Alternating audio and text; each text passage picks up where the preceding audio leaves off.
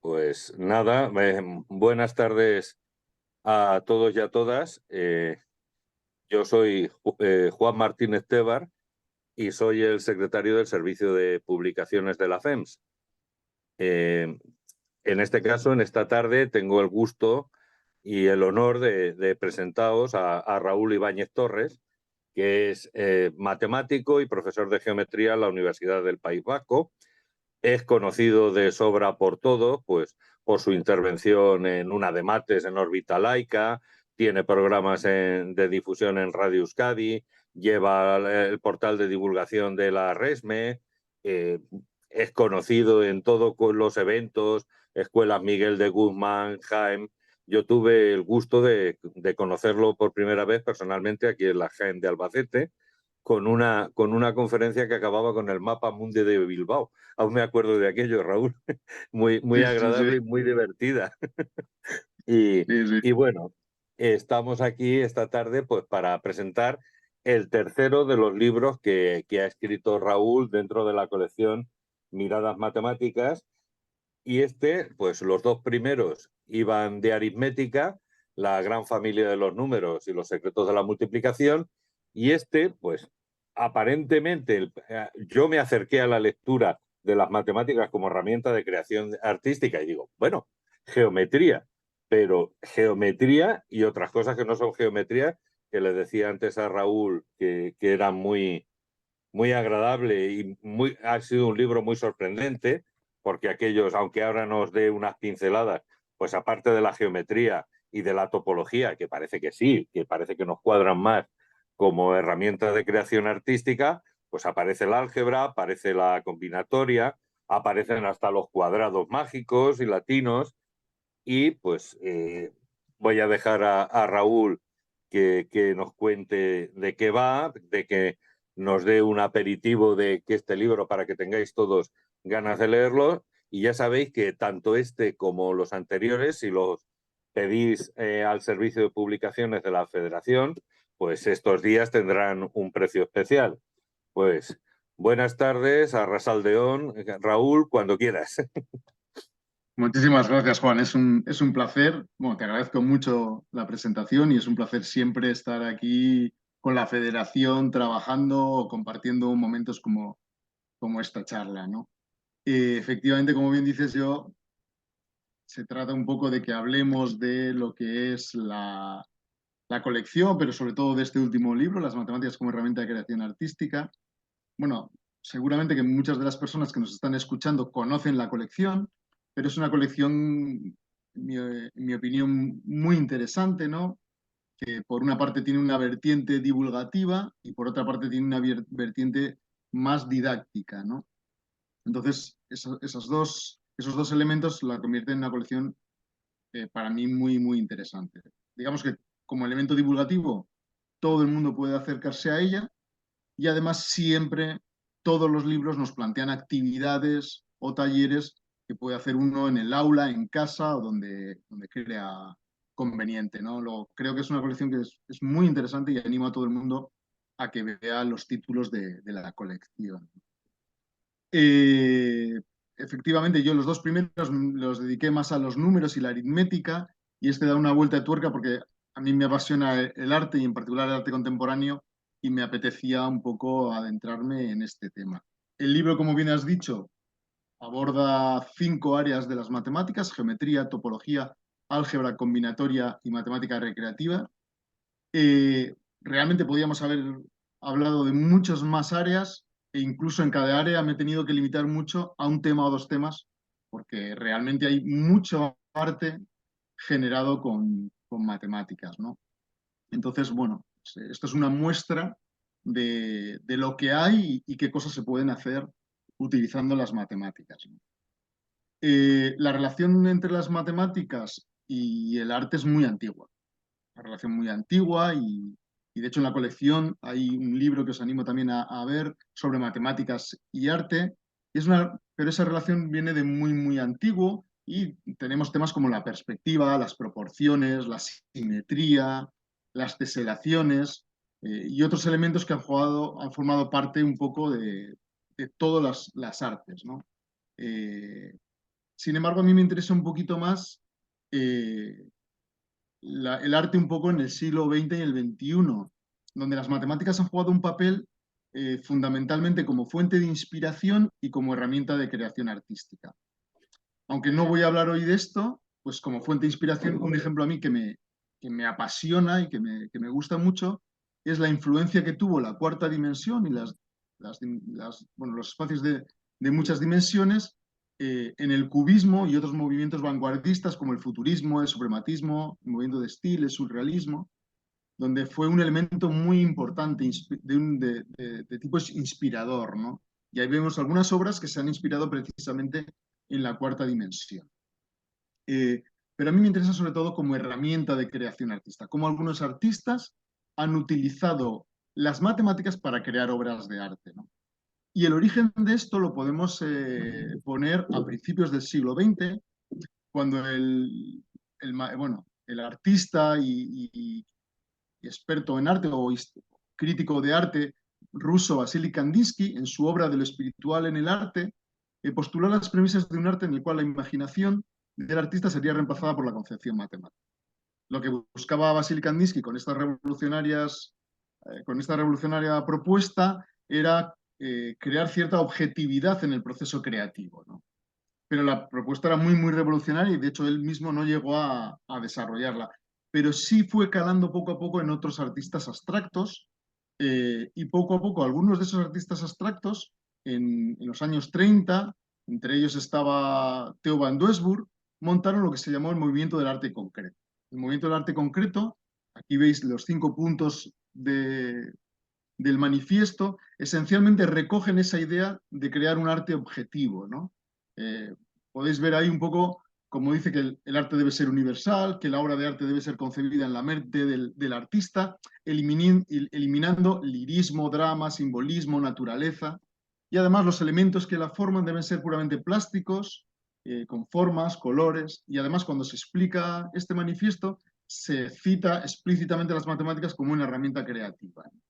Luego vemos cómo recogen un poco esa propuesta revolucionaria de Vasily Kandinsky, ¿no? Y a partir de aquí, pues tiene influencia en muchos otros movimientos artísticos, como el minimalismo, el arte conceptual, el constructivismo británico, que aparecerán en la charla y aparecen en el libro mencionados, ¿no?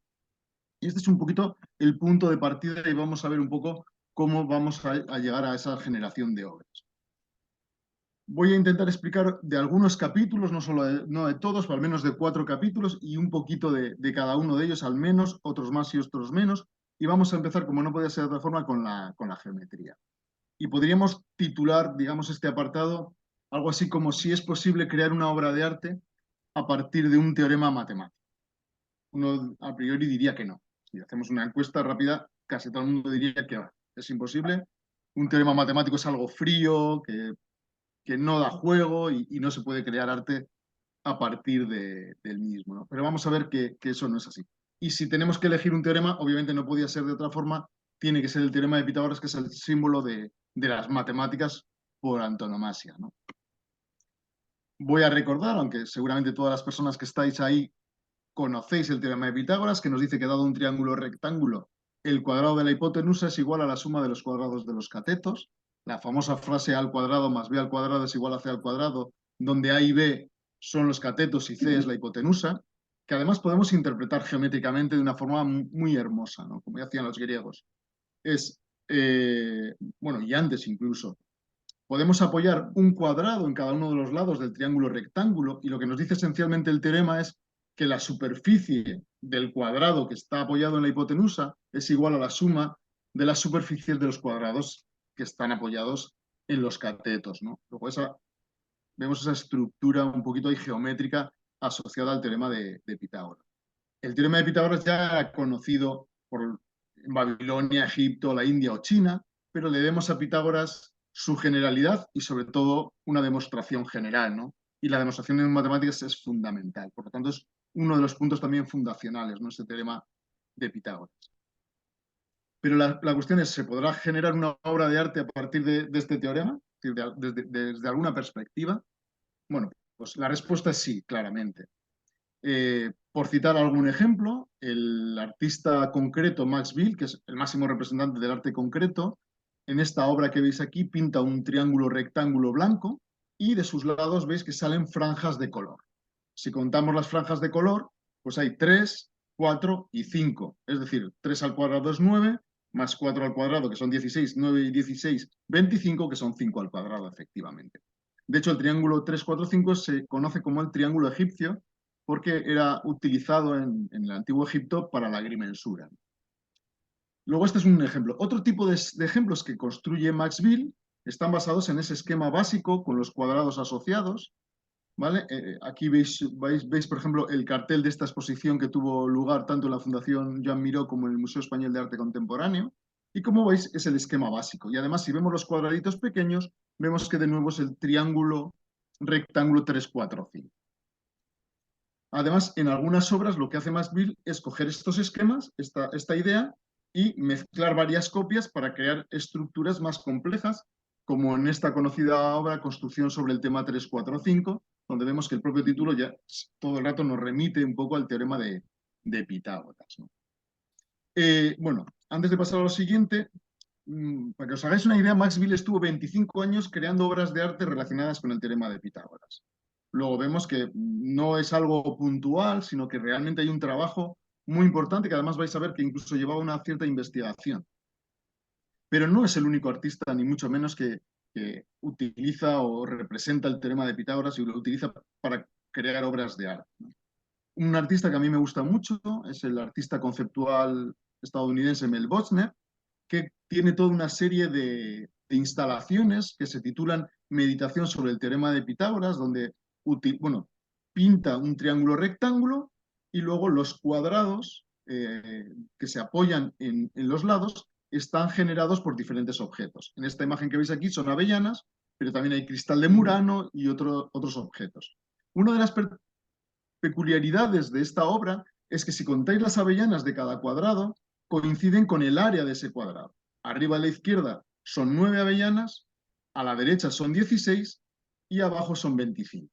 Luego nos está de nuevo relacionando el esquema y el teorema de Pitágoras con la cantidad de objetos. Es cierto que se comparten las avellanas de los vértices y si somos desde un punto de vista matemático muy rigurosos, no es del todo rigurosa esta obra, pero no es matemáticas.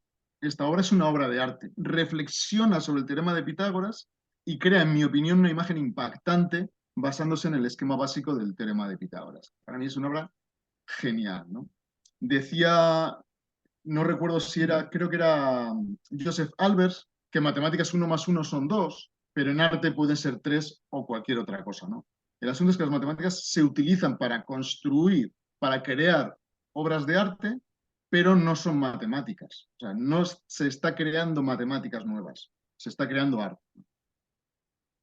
Y por citar otros dos grandes artistas que han hecho uso que han utilizado el teorema de Pitágoras para crear obras de arte, por una parte el minimalista Cada André utiliza 50 planchas de acero cuadradas para crear esta instalación en la sinagoga Stommel de Alemania, o el fundador del videoarte, Nan June Paik, utiliza tubos de neotelevisores para crear esta otra obra que veis aquí. Bueno, como vemos, sí se pueden crear obras a partir del teorema de Pitágoras. Una cuestión más que nos podemos plantear es si será posible utilizar demostraciones del teorema de Pitágoras. Es decir, está el teorema en sí mismo, que ya vemos que se puede utilizar, pero ¿será posible utilizar una demostración, que es algo como más abstracto a priori? Bueno, pues está claro que el teorema de Pitágoras, si no lo conocéis, pero seguro que sí, tiene cientos de demostraciones. Algunas aritméticas, otras geométricas. Hay algunas que son geométricas, visuales, como esta que veis aquí, por ejemplo, que está erróneamente atribuida a Pitágoras. Digo erróneamente porque seguramente era más de tipo proporciones, la demostración original de los pitagóricos.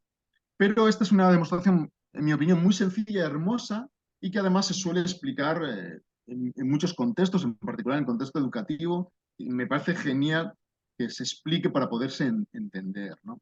Vamos a explicarla brevemente porque es tan sencilla y tan bonita que merece la pena. Bueno, nosotros tenemos nuestro triángulo rectángulo ABC. Si hacemos 4 copias del triángulo, podemos distribuirlo de dos formas diferentes, creando un cuadrado de lado A más B en ambos casos. Por lo tanto, el cuadrado es de la misma superficie. En uno de los cuadrados, veis ahí, en el centro hay un cuadrado de lado C, luego de área C al cuadrado, y en el otro tenemos dos cuadrados de lados A y B, por lo tanto áreas A al cuadrado y B al cuadrado. Bueno, si volvemos a los dos cuadrados que tenemos, como la superficie es la misma, si quitamos de ambos los cuatro triángulos, la superficie que nos queda es la misma.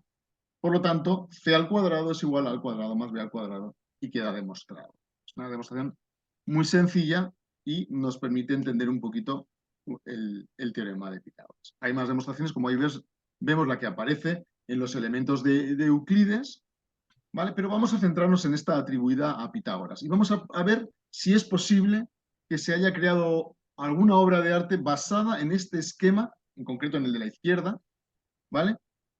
Y veamos que sí es así. Y voy a utilizar, aunque hay más artistas, voy a utilizar de nuevo a Maxwell. Maxwell en esta obra, ritmo 3-4-5, que ya nos está diciendo de nuevo que estamos hablando del triángulo egipcio, vemos como es una obra donde los segmentos de color nos determinan, por una parte, el esquema de la demostración que acabamos de explicar y por otra parte que estamos con el triángulo egipcio. O hay otra serie de obras donde se coge el esquema de la demostración y en el cuadrado central se vuelve a coger el esquema pero más pequeñito. Y en el cuadrado central otra vez, y en el central otra vez. Así hasta 4 veces, por ejemplo, en esta obra que veis aquí a la derecha, ¿no? Y además, elegidos los colores convenientemente, nos queda un cierto efecto espiral en la obra. Luego vemos que también se puede utilizar en este otro sentido. Pero hay muchas más demostraciones. Aquí veis, por ejemplo, otra demostración clásica, la demostración del matemático indio Bhaskara, que no vamos a probar, pero que también es muy sencilla, o incluso veis la de Henry Perigal. Pues vamos a ver cómo, por ejemplo, la de Bhaskara, de nuevo se puede utilizar para crear obras de arte. La de Perigal también, por cierto, pero vamos a centrarnos hoy en la de Bhaskara. Y vamos a ver de nuevo cómo Maxwell lo utiliza en algunas obras de arte. Aquí vemos una obra muy conocida de Maxwell, 12 grupos de 4 en un campo blanco, y vemos cómo realmente es el esquema de la demostración del matemático indio, ¿no? O, utilizando esa idea de el esquema dentro del esquema, crea obras como esta serigrafía de color que tenemos aquí. Pero una de mis obras preferidas en esta línea es esta rotación alrededor de un blanco en expansión, donde cuando uno ve este rombo, digamos, con formas y colores, no necesariamente tiene que pensar que ahí está el teorema de Pitágoras, ¿no? Sin embargo, está utilizando en esta obra los dos esquemas de las demostraciones que hemos visto. Y para ver que es así, vamos a dividir el rombo en 4 partes y vamos a tapar los cuadrados centrales, ¿no? Si os fijáis, ahora en cada una de las 4 partes lo que tenemos es el esquema de la demostración de Bhaskara, pero para triángulos de diferentes formas y por lo tanto cuadrados cada vez más grandes. Y si ahora nos fijamos lo que está en esos cuadrados que hemos tapado, si lo que está ahora en imagen es el esquema de la demostración de Bhaskara, lo que está tapado es el esquema de la demostración atribuida a Pitágoras, ¿no? Y de nuevo con triángulos de diferentes tamaños. Y por lo tanto, el conjunto de todo crea esta hermosa obra que veis aquí. Vale. Bueno, siguiendo en esta línea de investigar los trabajos que Maxwell ha hecho sobre el teorema de Pitágoras, me encontré obras como estas serigrafías que veis aquí y otras obras parecidas. Yo sabía que estas tenían relación con el teorema de Pitágoras, pero era un poco complicado ver cómo se habían generado, ¿no? Y descubrí que detrás de estas obras había un resultado de la geometría euclídea que nos une, por una parte, el teorema de Pitágoras con la papiroflexia, que es el conocido teorema de Haga de la papiroflexia, que podríamos formular solo como puramente geometría euclídea. Y ya que estamos hablando de papiroflexia, lo vamos a hacer directamente. Para hacer este esquema necesitamos una hoja de papel cuadrada, necesitamos marcar el punto medio de uno de los lados, luego para ello solo tenemos que doblar por la mitad, ya habremos marcado el punto medio, y ahora lo que tendríamos que hacer es llevar uno de los vértices opuestos hasta nuestro punto medio y doblar la hoja. Bueno, al hacer esto, y al mirar, además en la imagen se ve bastante bien, pero también lo podéis ver en la diapositiva, se generan 3 triángulos. Uno aquí, 3 triángulos rectángulos. Aquí otro Y aquí abajo veis otro más pequeñito. Bueno, lo que nos dice el teorema de Haga es que esos tres triángulos tienen la misma forma. Distinto tamaño, es decir, unos son más grandes o más pequeños, es decir, a partir de uno podemos expandirnos hasta llegar a los otros, es decir, tienen el mismo tamaño, perdón, tienen la misma forma, pero distinto tamaño. Y además, esa forma es la forma del triángulo egipcio de nuevo, el 3, 4, 5. ¿Vale? Por lo tanto, de nuevo, utiliza el triángulo egipcio o aumentos o reducciones del triángulo egipcio. Si ahora lo que hacemos es desplegar esta hoja, pero habiendo pintado los triángulos que menciono, y lo tengo aquí preparado para que se vea, ¿vale? Vemos el esquema de estas obras anteriores que hemos visto. ¿Vale? Vuelvo para atrás y veis, este es el esquema de estas obras. No son triángulos al azar, son triángulos con la forma del triángulo egipcio que surgen de este resultado que hemos visto.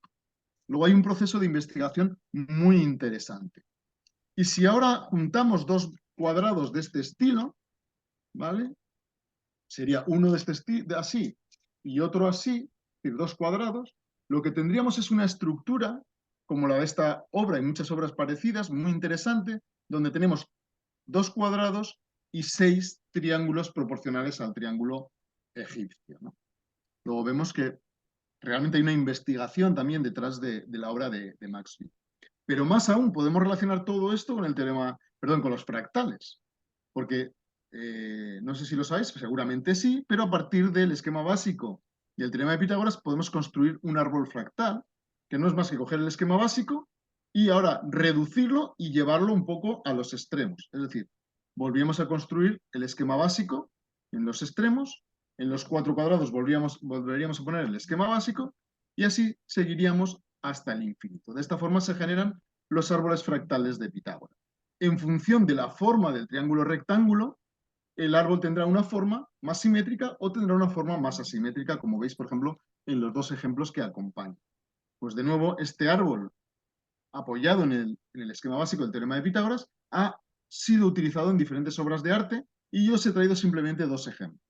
Uno es una pintura de una rama fractal, que es de Mel Bosner de nuevo, y el otro es una escultura del escultor holandés Anton Baker, que veis que es una escultura basada en el árbol fractal de Pitágoras. Bueno, pues hasta aquí un poco la parte geométrica. Pues me extiendo un poquito demasiado. Ahora vamos a entrar un poco en la topología. Para aquellos que no conozcáis, aunque imagino que casi todos lo conoceréis, vamos a dar una pincelada de lo que es la topología. La topología está muy relacionada con la geometría, pero digamos no se ocupa de la distancia, se preocupa más de las proximidades. Por eso se la conoce como la geometría de la goma elástica, porque si nosotros tenemos una superficie elástica y la estiramos, las proximidades no se rompen, pero cambia la distancia.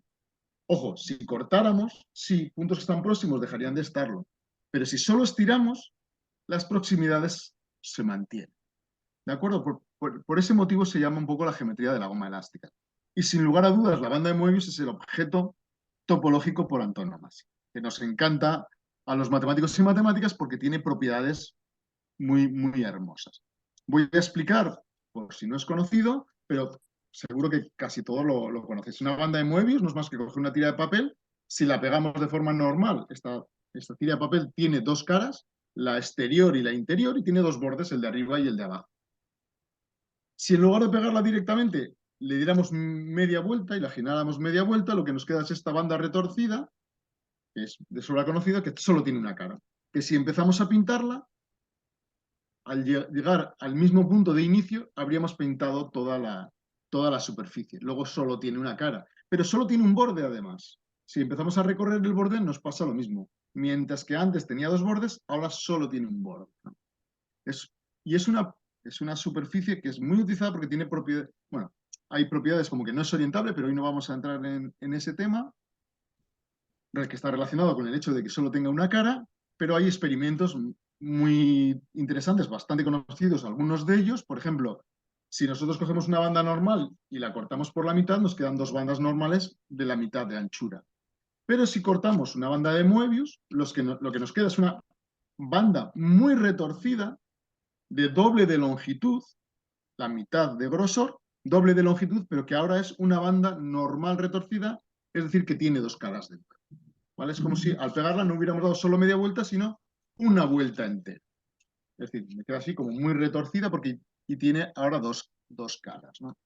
Aquí he puesto un poco unas imágenes que salen un poco de este experimento y las he traído porque aparecen en libros de magia, porque a veces se utiliza esta y otras propiedades de la banda de Moebius para hacer algunos trucos de magia. Como ahí veis, uno de ellos es una imagen de un libro de Houdini de 1928, pero otro es de finales del siglo XIX, anterior incluso.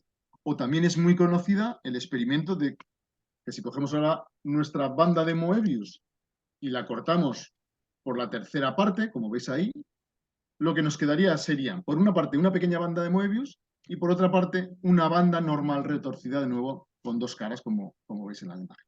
Estos son experimentos relativamente conocidos, pero ya nos dan una idea de la magia que se esconde detrás de esta superficie y también nos da una idea de por qué causó tanta impresión en los artistas del siglo XX. De hecho, en los años 60, algún crítico de arte llegó a decir que todo en esa época en el arte era topología, porque les había impresionado mucho. En el libro muestro muchos más experimentos, ¿vale? que dejo como actividades didácticas o actividades para hacer en casa y que creo que son muy interesantes porque aparecen dos corazones, un cuadrado, y cosas que se pueden hacer cortando una banda de Moebius, aunque parezca mentira, o dos bandas. Bueno, hay muchas aplicaciones a la vida cotidiana de la banda de Moebius, pero no es nuestro objetivo, sino es nuestro objetivo centrarnos en el arte. La obra de arte más conocida relacionada con la banda de Moebius es esta cinta de Moebius del artista M.C. Escher, donde vemos que el recorrido de las hormigas nos está dando esa idea de que solo tiene una cara y podemos recorrerlas de forma infinita. Esto también es algo recurrente porque muchas veces se asocia, no solo porque físicamente se parece, sino por este recorrido infinito, se asocia la banda de Moebius con el infinito. Pero a mí me interesa sobre todo en el arte, no solo en el arte de Escher, sino en muchos otros artistas y sobre todo de nuevo en Maxwell. Maxwell descubre la banda de Moebius de una forma casi por azar. Él estaba investigando, le piden que haga una escultura colgante que se mueva con el aire ascendente de una chimenea eléctrica. Claro, la chimenea eléctrica no tiene como mucha gracia, entonces le quieren dar una cierta salsilla, entonces quieren hacer una escultura que se mueva con el aire que surge desde abajo. Y entonces, dándole vueltas a esta idea, llega la banda de Moebius. Y la banda de Moebius le cautiva. Y ya en el 1936 la expone en la Trienal de Milán y desde entonces hasta su muerte en el 94 no deja de trabajar con bandas de Moebius y superficies relacionadas con la banda de Moebius. Algunas de las frases que nos muestran su pasión por la banda de Moebius es que dice, daba forma espacial al símbolo matemático del infinito. ¿No? Un poco esa idea que os transmití antes. O nos dice, hablando del borde, ¿no? Tenía delante de mí una línea que era paralela a sí misma. De repente la geometría euclidiana, tal como la conocía, había alcanzado sus límites, ¿no? En la geometría, claro, si nosotros miramos localmente, pues aquí el borde parecen que son dos líneas paralelas, pero sin embargo habíamos dicho que el borde es único. Luego es como si una misma línea fuera paralela a sí mismo, ¿no? Es un concepto como muy, muy mágico, ¿no? Incluso nos habla de la infinitud finita, que tiene mucho que ver con las geometrías no euclidias también. El asunto es que le cautiva y a partir de entonces empieza a trabajar y crea diferentes esculturas con materiales muy diversos y de diversos tamaños. Algunas de ellas son esta obra que veis aquí, que tiene cierta simetría además, porque si le diéramos la vuelta lo que vemos es exactamente lo mismo. Luego también tiene geometría por detrás esta serie de obras, ¿no? Y él trabajó en todo esto sin conocer que había una parte matemática detrás de la banda de Moebius. Él llega ahí a través de su propia investigación. Cuando él conoce que ya había matemáticas, o había matemáticos que en el siglo XIX habían descubierto, habían inventado, entre comillas, la banda de Moebius, se sorprende mucho e incluso llegan a... Por ahí he leído que creó una cierta crisis en él, ¿no? Pero si tenemos en cuenta que muchas veces las creaciones, tanto matemáticas como artísticas, nos pueden surgir de diferentes formas, lo único que cambia a veces es nuestra mirada, tenemos que tener en cuenta que no es que la banda de Moebius surja en el siglo XIX, sino que los romanos, por ejemplo, ya la utilizaban en muchas de sus obras decorativas. Nos podemos encontrar bandas de Moebius ya en la época romana. Luego tampoco es tan extraño pues, que vaya surgiendo en diferentes contextos. A partir de ahí crea toda una serie de esculturas que se llaman esculturas topológicas. Algunas de ellas son bandas de Moebius con diferentes propiedades, a veces geométricas y a veces solo topológicas, como las que veis aquí, que son todas bandas de Moebius, y a veces son bandas que son normales, pero digamos desde ciertas perspectivas interesantes desde el punto de vista geométrico o desde otros puntos de vista, ¿no? Pero no es el único acercamiento, tiene muchos acercamientos a la banda de Moebius. Por ejemplo, esta obra es una obra fundamental en el arte del siglo XX, que tuvo un gran impacto en el arte. De hecho, llamó la atención, por ejemplo, de los artistas brasileños que rápidamente se sumaron al arte concreto y a trabajar con la banda de Moebius. Esta utiliza una banda normal y dos bandas de Moebius para ser construida, ¿no? Por lo tanto, vemos que hay una cierta complejidad detrás y una cierta belleza en la ejecución, ¿no? Como digo, Maxville y todas estas obras topológicas tienen una gran influencia en el arte del siglo XX y XXI y y podemos mostrar algunas de las personas que se vieron influenciadas por el mismo. Como digo, el arte brasileño crea el nuevo arte concreto y hay Ligia Clark, Ligia Pate y otros artistas hacen uso de la banda de Moebius. Por aquí vemos, por ejemplo, a Ligia Clark, que está haciendo una performance que tiene un poco esa idea de cortar la banda de Moebius por la mitad, pero ella decide no cerrarlo, sino seguir cortando de una forma hasta que sea posible, ¿no? Y esa es una performance muy interesante de Ligia Clark. Bueno, aquí vemos el texto de la performance, que no voy a leer. Por ejemplo, la artista queer Marlowe Moss hace un homenaje a Maxville y crea esta banda de Moebius, que es como una banda de Moebius que descansa sobre sí misma, ¿no? Como si el material fuera flexible y estuviera descansando, ¿no? Aquí tenemos al escultor navarro José Ramón Anda, que es uno de esos escultores que a mí me encanta, tiene obras geométricas maravillosas, y aquí, también por su pasión por Maxville, pues crea esta obra a partir de una única pieza de madera, que son dos bandas de Moebius, ¿vale? Que la idea además de José Ramón Anda es que estas esculturas se puedan tocar para percibir que es exactamente una banda de Moebius, ¿no? Para recorrerla con nuestras manos, ¿no? Bueno, hay más bandas de Moebius, que como se me va el tiempo no me voy a liar. Me gustaría terminar esta parte con esta obra o esta serie de obras del escultor japonés Keisuke Shio, que son una serie de obras como muy particulares. Esa que veis ahí, Moebius en el espacio, lo que hace Keisuke Shio es representar no la banda de Moebius, sino el espacio alrededor de una banda de Moebius. Entonces, lo que hace es primero generar un toro, lo que llamamos en matemáticas un toro, que no es más que un donus, un flotador, y eso es de un material, como veis, de mármol o granito, y lo que hace luego es ir perforando. Y esa perforación lo que hace es construir la banda de Moebius. Luego, lo que es realmente la banda de Moebius es lo que no tiene material, ¿vale? Es el vacío interior, es la banda de Moebius. Y por lo tanto, lo que queda, el material que queda, en este caso el granito, es el exterior de la banda de Moebius. Puesto que la banda de Moebius solo tiene una cara, ese exterior no se puede separar y es una única pieza. Sin embargo, si lo que representa dentro es una banda normal retorcida, es decir, cuando damos a nuestra banda de Moebius no media vuelta, sino una vuelta entera, entonces tiene dos caras. Y lo que ocurre cuando hace esto en sus obras es esto que veis ahí, esa obra del ICM de Madrid 2006, porque le invitamos a Madrid a que hiciera esa obra en directo durante el desarrollo de este congreso internacional. Y lo que ahora ocurre es que como esa banda retorcida tiene dos caras, lo que se hace es desplegarse en dos partes. Cada una de esas partes se corresponde con una de las caras. Bueno, pues esto es un poco algunas de las ideas relacionadas con la topología y sobre todo con la banda de Moebius. Vamos a pasar un poquito más a algo más abstracto. Vamos a pasar al álgebra, ¿no? Sobre todo al álgebra moderna. El álgebra moderna tiene su origen a finales del siglo XIX, intentando entender algunas cuestiones. Aunque parezca mentira, los matemáticos británicos de final del XIX no estaban muy a gusto con la idea de los números negativos o los números complejos que llevábamos siglos utilizando, pero decían que no acabábamos de entender todo. Entonces, una de las ideas que se les ocurrió es crear estructuras algebraicas abstractas que reunieran los diferentes conceptos de números con sus diferentes operaciones aritméticas, la suma, el producto, etc., ¿no? Para intentar englobar en una visión conjunta el significado de los diferentes números. Y a partir de ahí surgieron diferentes conceptos bastante abstractos dentro del álgebra. Eso por una parte. Y por otra parte, había conceptos dentro de las matemáticas que pertenecían a diferentes áreas, la teoría de números por un lado, las transformaciones geométricas por otro, o las ecuaciones lineales por otro, que tenían algunas propiedades en común. Y intentando ver esas propiedades en común que nos sirvieran para todas, crearon también otro tipo de estructuras, pues como los grupos o las matrices abstractas, ¿no?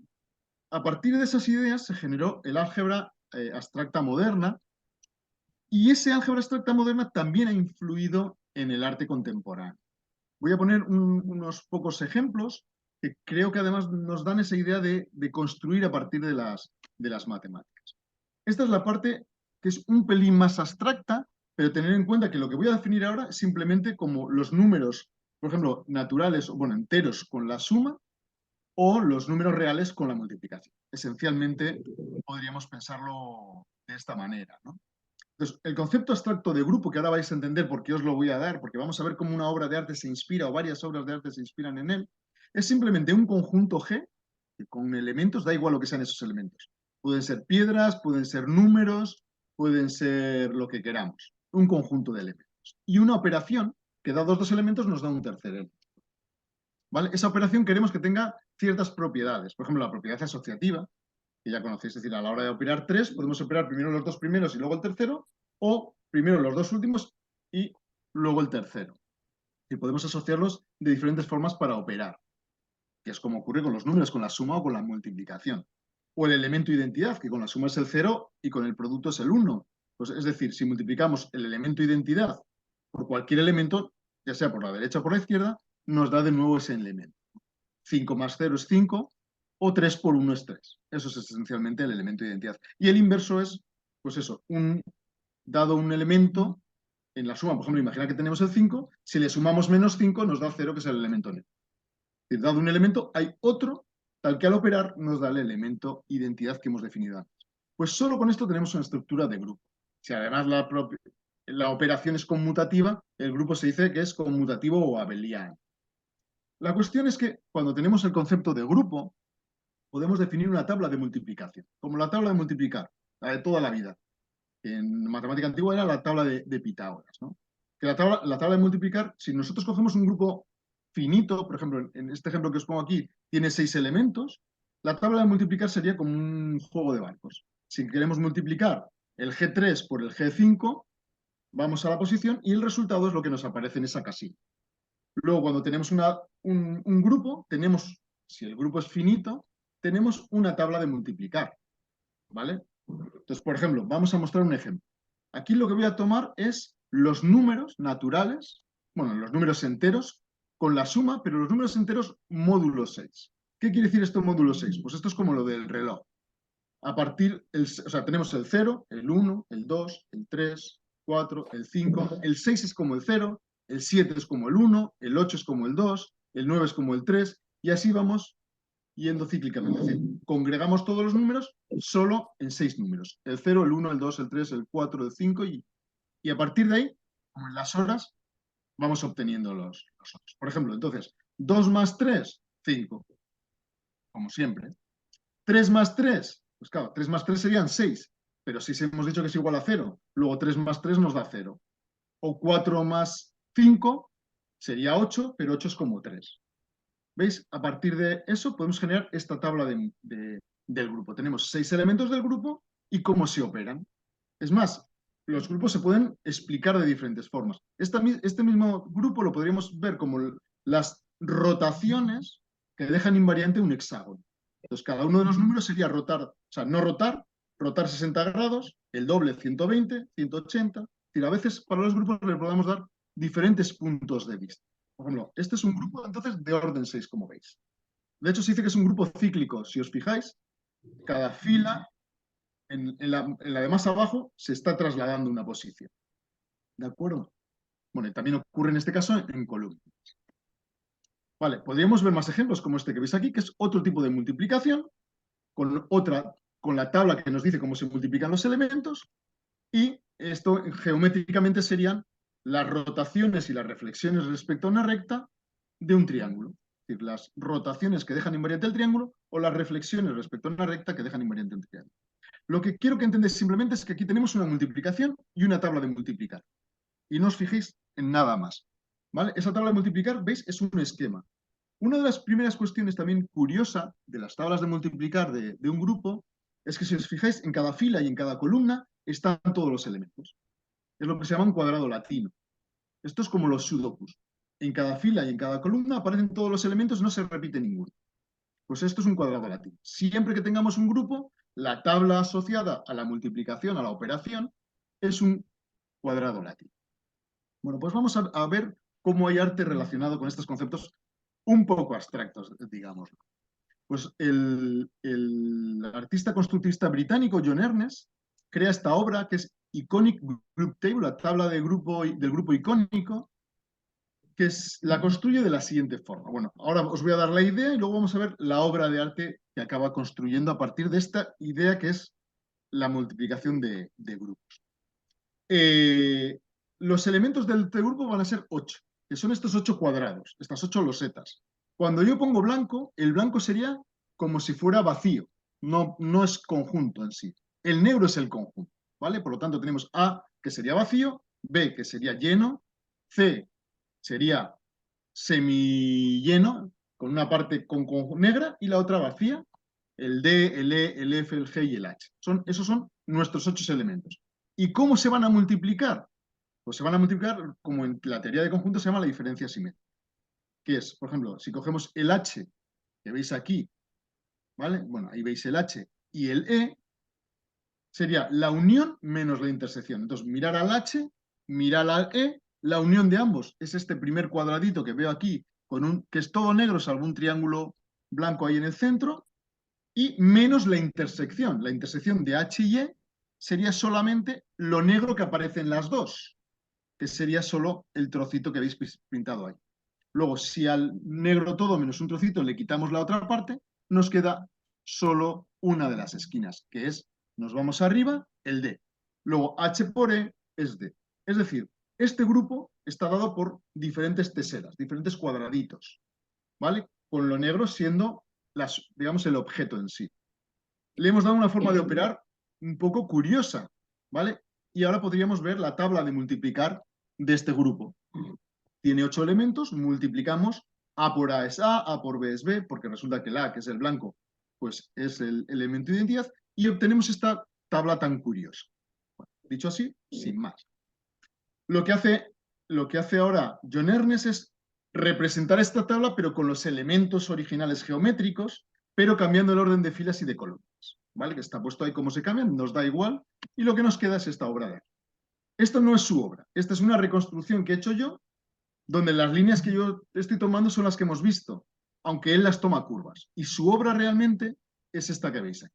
Es una obra de 2 metros por 2 metros y 58 centímetros de alto. Es como un enorme tablero de ajedrez, donde esos elementos blancos y negros que ha incluido ahí vienen de esa operación de grupo tan abstracta que hemos dado.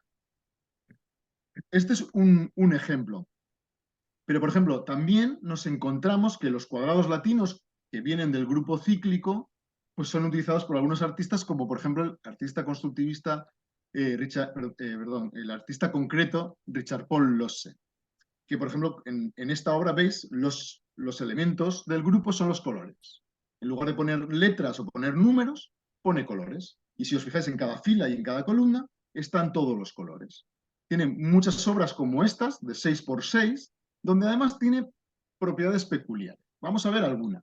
La primera es que realmente ni en fila ni en columna se repiten los colores, pero también podemos dividir el cuadrado en 6 regiones, donde en cada región están todos los colores, como en un sudoku, exactamente igual que en la solución de un sudoku, ¿no?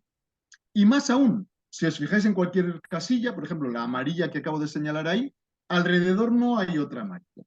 O si vais a la naranja, alrededor no hay otra naranja. Esto se ha conocido como la propiedad de Losse.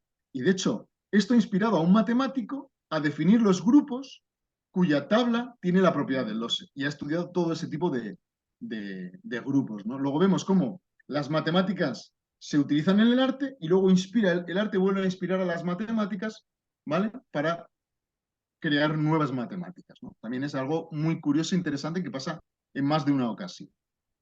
Otras obras basadas en esta idea de los cuadrados latinos asociados al grupo cíclico es esta obra 36 series sistemáticas de color verticales en forma de rombo amarillo. Como veis, bueno, os voy a poner el esquema aquí. He puesto los colores desde el 1 hasta el 30, porque es un cuadrado 30 por 30, ¿vale? En cada fila y en cada columna no se repiten los colores, y lo que hace es trasladarlos en vertical de forma que los colores, el azul cree una aspa en el centro y el amarillo cree un rombo. Y esta es la estructura digamos, de cuadrado latino asociado.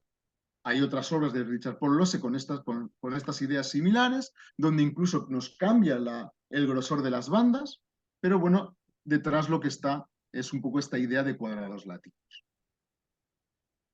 Me gustaría, aunque ya sé que es un poco complicado, enseñaros un poco el proceso creativo de algo también que es muy raro, que son la teoría de matrices.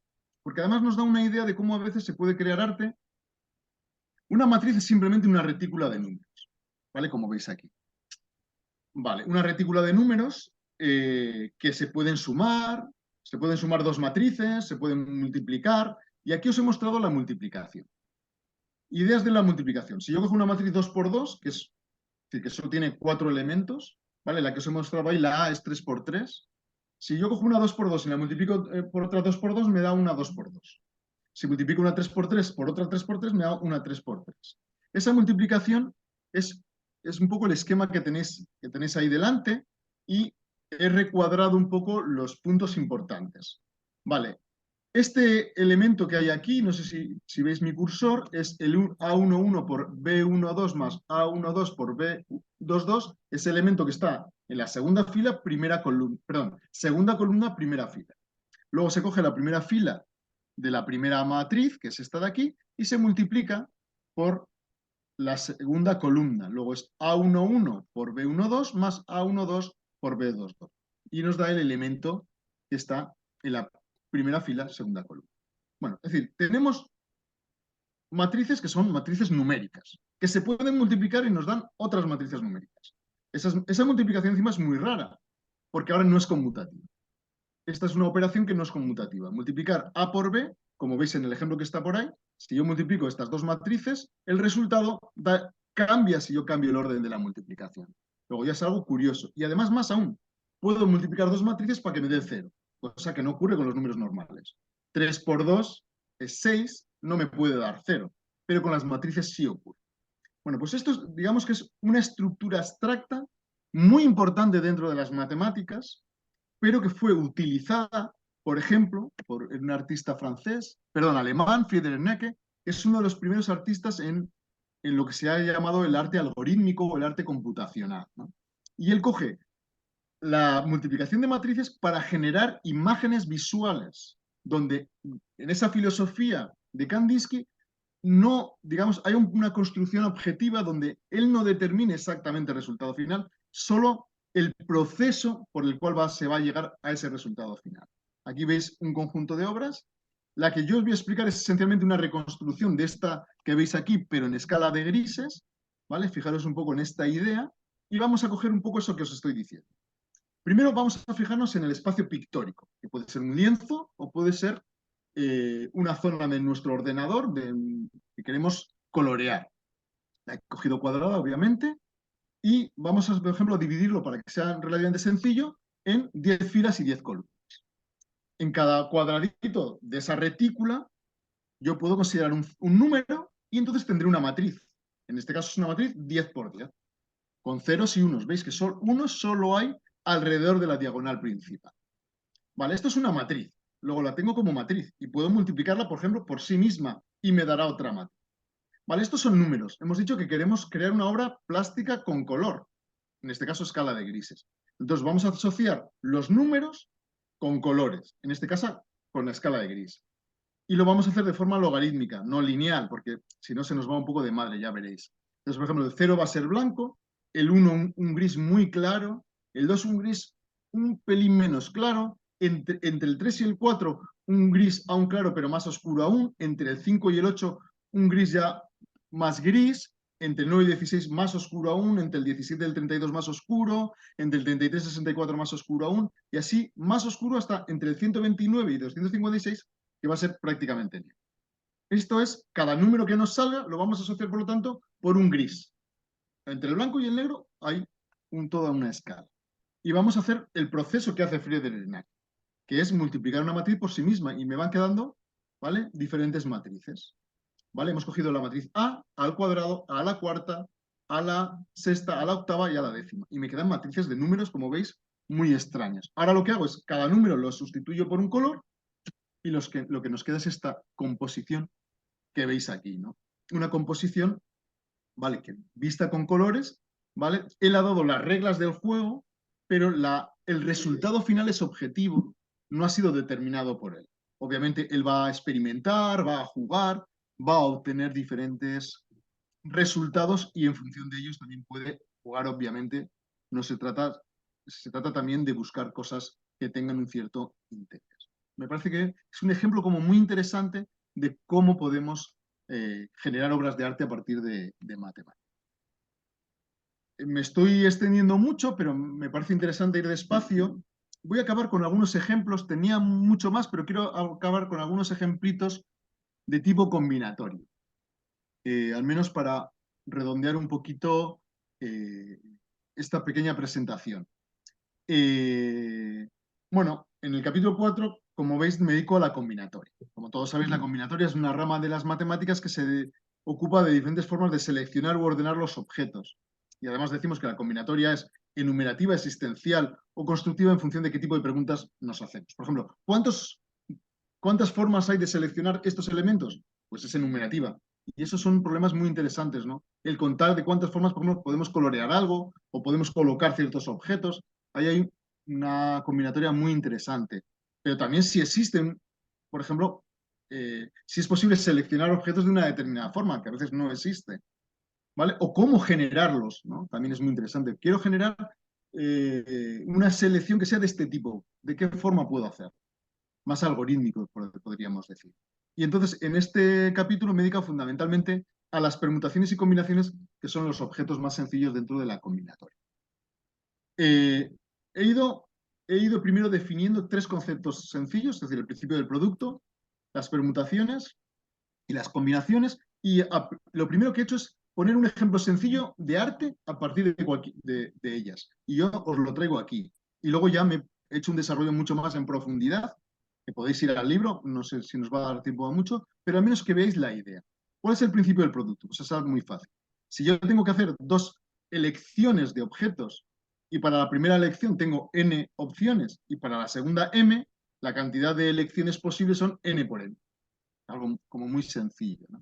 Vamos a aplicarlo, por ejemplo, a esta obra de arte. Esta obra de arte es una obra del diseñador y artista minimalista José María Cruz Novillo, titulada Diafragma 3. ¿Y qué es lo que hace? Lo que hace es lo siguiente: coge un cuadrado 2x2, es decir, con 4 cuadraditos, y lo que hace es pintarlo con 4 colores. ¿De cuántas formas puede pintar ese cuadrado?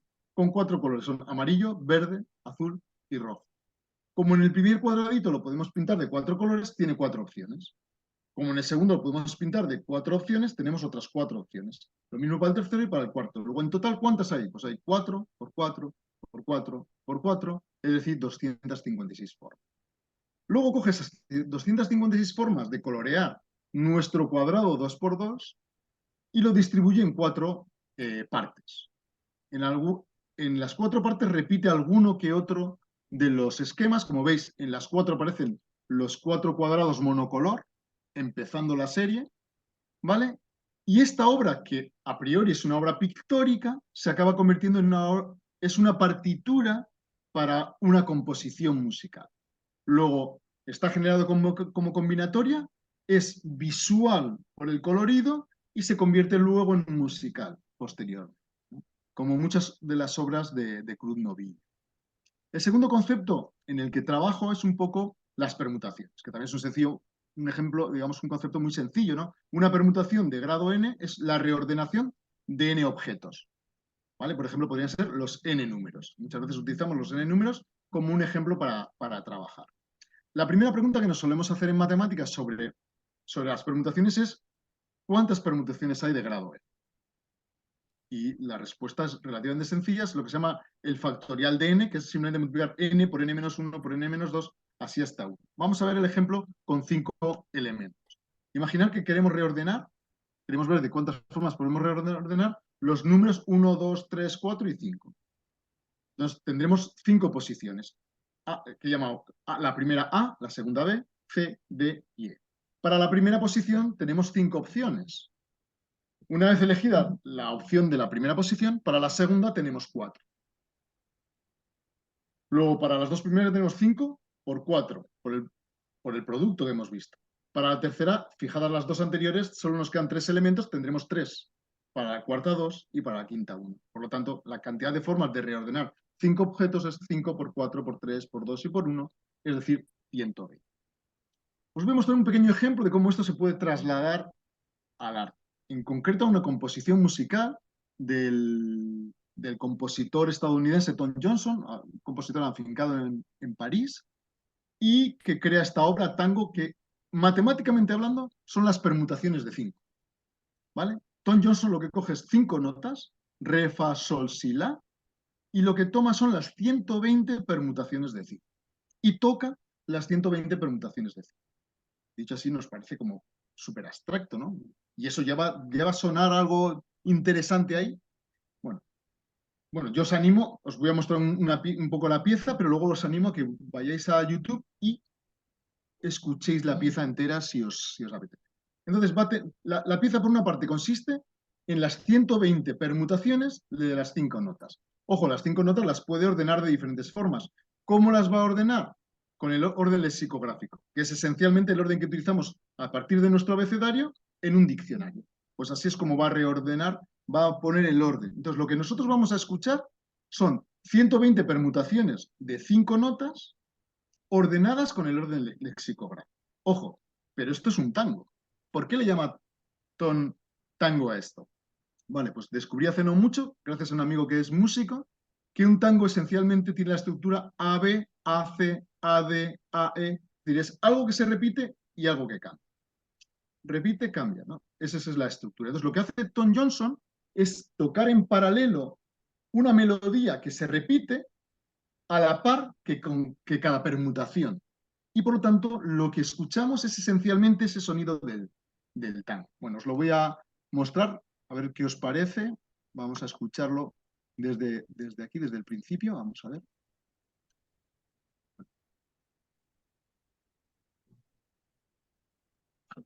Perdonad que no, ahora. Esto es lo que se va a repetir. Esa es una permutación. Otra.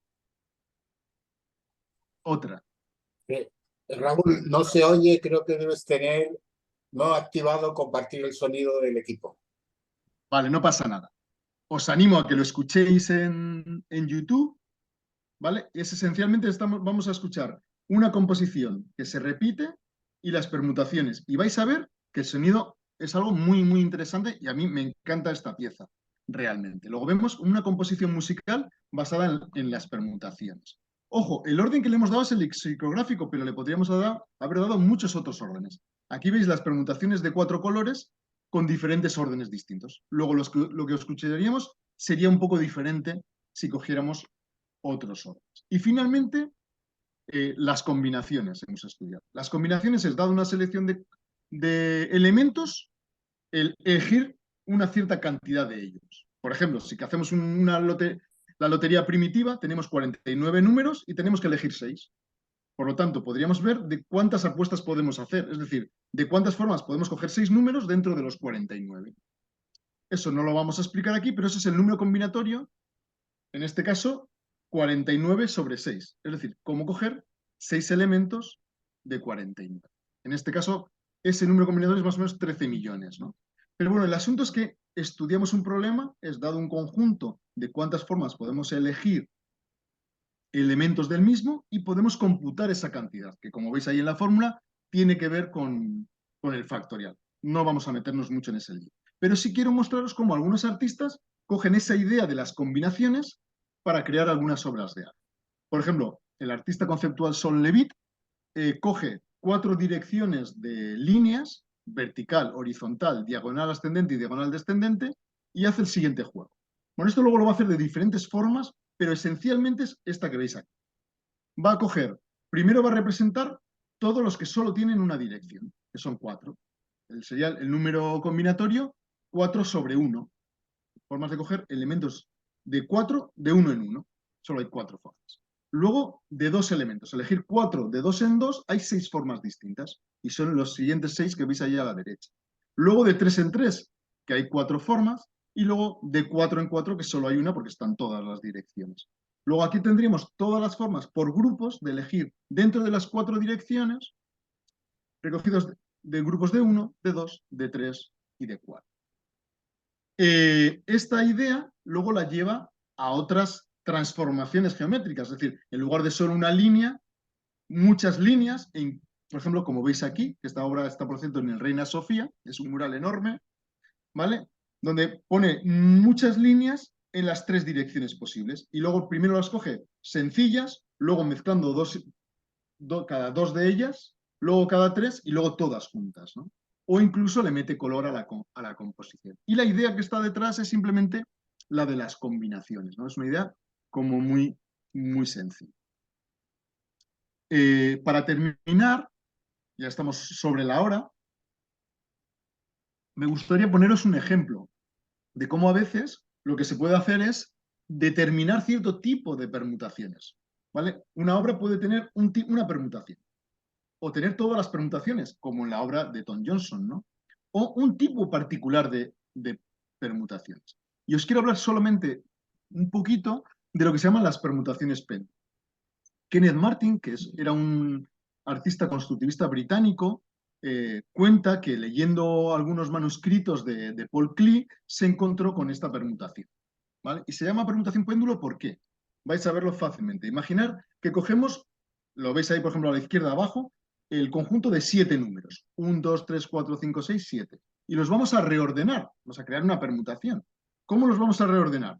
Pues primero vamos a coger los que están en posiciones pares, por tanto, 2, 4, 6, de izquierda a derecha los que están en posiciones pares, y luego los que están en posiciones impares, pero de derecha a izquierda, es decir, 7, 5, 3, 1.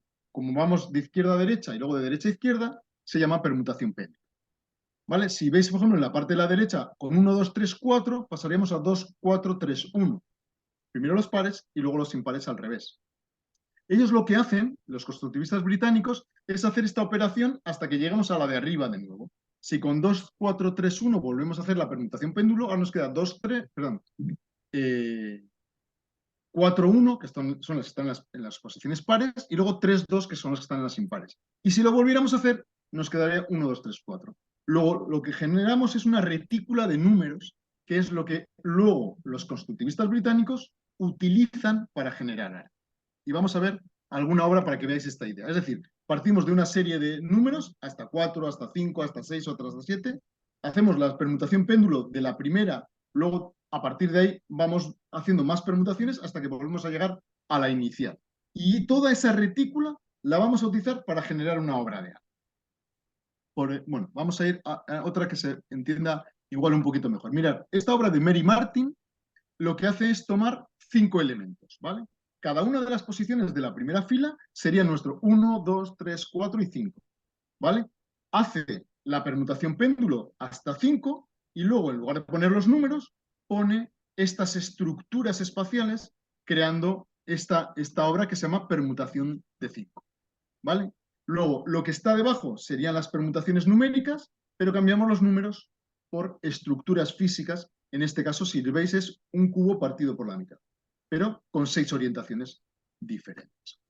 O incluso construcciones mucho más sofisticadas. Esta permutación diagonal que veis aquí, también de Mary Martin, lo que hace es utilizar permutaciones, pero luego jugar más con ellas. Os voy a mostrar rápidamente la idea. La idea es coger las permutaciones de 6. ¿Veis aquí? 1, 2, 3, 4, 5 y 6. Luego las permuta, pero el 2 que tenía que quedar en la primera posición lo traslada a la derecha.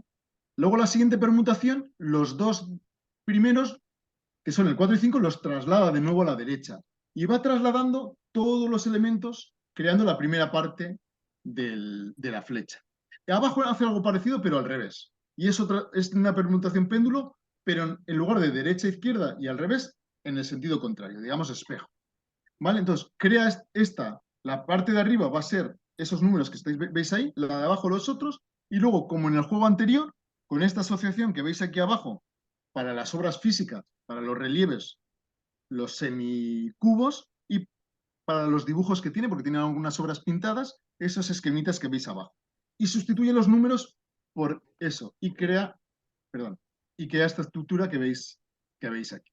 ¿Vale? Esto es algo también muy típico, es decir, hacemos una estructura numérica matemáticas, jugamos con ella, entre comillas, hacemos matemáticas, incluso las transformamos visualmente, y luego los sustituimos por elementos que ya no son los números, que pueden ser colores, pueden ser piezas físicas o pueden ser notas, ¿no? Eso es algo muy habitual en el arte, y se crean obras pues, como esta que veis aquí, o incluso otras obras con otro tipo de permutaciones, que son esta que veis aquí, que es otro relieve de otro constructivista británico. Esto es esencialmente lo que quería contaros, no os voy a explicar ya esta última obra, solo me gustaría acabar, aunque igual me lo vais a preguntar, con la idea clave de este libro. La idea de este libro es, vamos a aprender sobre la relación del arte con las matemáticas, del arte contemporáneo con las matemáticas, cómo se pueden utilizar las matemáticas para crear obras de arte, pero ojo, una vez que aprendamos, vamos a hacer nosotros nuestras propias versiones de las obras de esos artistas. Y una vez que lo hacemos, hagamos nuestras propias obras. Vayamos incluso un poquito más allá. Esa es un poco la idea de esta pieza. Y voy a acabar justo con una idea de eso.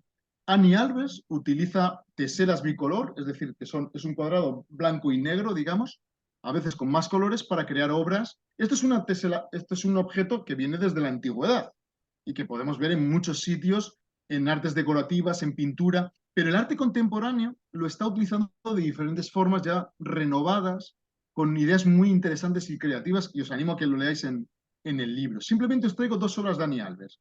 Esta, que es como aparentemente más simétrica, aunque si os fijáis bien tiene mucha simetría, y esta obra que es como más abstracta. Pero al revés, si os fijáis bien, si entornáis un poquito los ojos para ver esta obra, veréis que hay como una línea en un sentido y otras dos líneas en otro.